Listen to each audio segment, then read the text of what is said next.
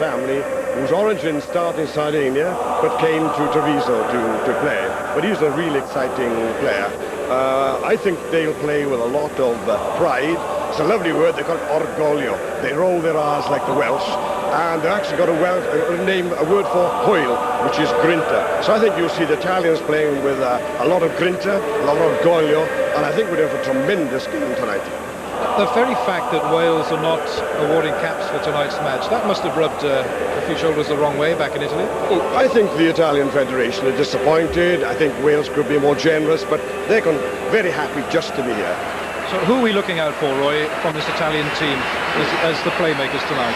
Well, I think the scrum half, the fullback is the man coming into the line. Spacari. And a very mobile pack. The captain, Pivetta, I've known him since he was sort of 16 years He's of the age. hooker, of course. He's the hooker, of course. He was captain in the World Cup.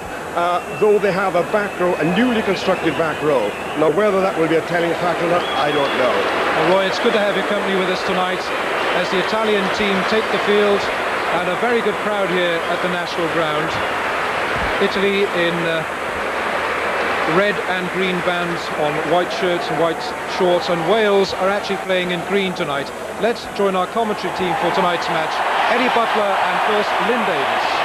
Welcome, Benvenuti, as the Welsh team makes its appearance, and don't be thrown by that colour change, they are wearing green.